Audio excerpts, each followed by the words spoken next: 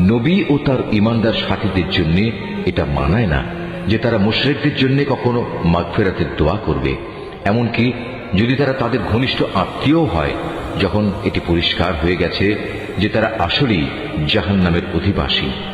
ইব্রাহিমের স্বীয় পিতার জন্য মাগফিরাতের ব্যাপারটি একটি ওয়াদা প্রতিপালন ছাড়া আর কিছুই ছিল না, যা সে তার পিতার কাছে আগেই করে রেখেছিল। এ ব্যতিক্রমটা ছিল শুধু তার একার জন্যেই, কিন্তু যখন একথা তার সামনে পরিষ্কার হয়ে গেল যে সে অবশ্যই আল্লাহর দুশমন, তখন সে তার সাথে সম্পর্ক ছিন্ন করে ফেলল। অবশ্যই ইব্রাহিম ছিল একজন কোমল হৃদয় ও সহানুভূতিশীল মানুষ। আল্লাহ তাআলা এমন নন যে কোনো জাতিকে একবার হেদায়েত দানের পর তাদের পুনরায় গোমরাহ করে দেবেন, যতক্ষণ না তাদের সুস্পষ্টভাবে এ কথাটা জানিয়ে দেয়া হয় যে গুমরাহি থেকে বাঁচার জন্য কোন জিনিস থেকে সাবধান থাকতে হবে। অবশ্যই আল্লাহ তাআলা সব বিষয়ে জ্ঞান রাখেন। আকাশমণ্ডলী ও পৃথিবীর সার্বভৌম ক্ষমতা একমাত্র আল্লাহ তাআলার হাতেই। তিনিই জীবন দেন, তিনিই মৃত্যু ঘটান। আল্লাহ তাআলা ছাড়া তোমাদের কোনো অভিভাবক নেই, নেই কোনো সাহায্যকারীও। অবশ্যই আল্লাহ তাআলা তার নবীর উপর অনুগ্রহ করেছেন মুহাজিরদের উপর, আনসারদের উপর, যারা একান্ত কঠিন সময়ে তার অনুগমন করেছিল, তাদের সবার উপর। এমনকি যখন তাদের একটি ছোট্ট দলের চিন্তা একটু বাঁকা পথে ঝুঁকে পড়ার উপক্রম হয়ে পড়েছিল, অতঃপর আল্লাহ তাআলা এদের সবার উপর দয়া করলেন। নিশ্চয়ই তিনি ছিলেন তাদের প্রতি দয়ালু ও অনুগ্রহশীল। সে তিন ব্যক্তির ওপরও আল্লাহ তাআলা দয়া করলেন, যাদের ব্যাপারে সিদ্ধান্ত মুলতবি করে রাখা হয়েছিল। তাদের অবস্থা এমন এক পর্যায়ে এসে পৌঁছল যে জমিন তার বিশালতা সত্ত্বেও তাদের উপর সংকুচিত হয়ে গেল।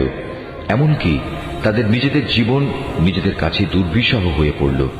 তারা একথা উপলব্ধি করতে সক্ষম হল যে আসলেই আল্লাহ তাআলা ছাড়া তাদের আর কোনো জায়গা নেই যেখানে কোনো আশ্রয় পাওয়া যাবে। অতঃপর আল্লাহ তাআলা তাদের উপর অনুগ্রহ করলেন যেন তারা তওবা করে পুনরায় তার কাছে ফিরে আসতে পারে। অবশ্যই আল্লাহ তাআলা ক্ষমাশীল ও পরম দয়ালু। হে ঈমানদার ব্যক্তিরা, তোমরা আল্লাহ তাআলাকে ভয় করো এবং হামেশা সত্যবাদীদের সাথে থাকো। মদিনার মূল অধিবাসী ও তাদের আশেপাশের বেদুইন আরবদের জন্য এটা সঙ্গত ছিল না যে তারা রাসূলের সহগামী না হয়ে পেছনে থেকে যাবে এবং তার জীবন থেকে নিজেদের জীবনকে বেশি প্রিয় মনে করবে। আসলে এটা এজন্যে আল্লাহ তাআলার পথে তারা যে তৃষ্ণা, ক্লান্তি ও ক্ষুধায় কষ্ট পাবে তা তাদের নেক আমলের মধ্যেই শামিল হবে। তাছাড়া এমন কোন স্থানে তারা যাবে যেখানে যাওয়ায় কাফেরদের তাদের উপর ক্রোধ আসবে এবং শত্রুদের কাছ থেকেও মোকাবেলার সময় তারা কিছু সম্পদ লাভ করবে। মূলত এর প্রতিটি কাজের বদলে তাদের জন্য নেক আমল লেখা হবে।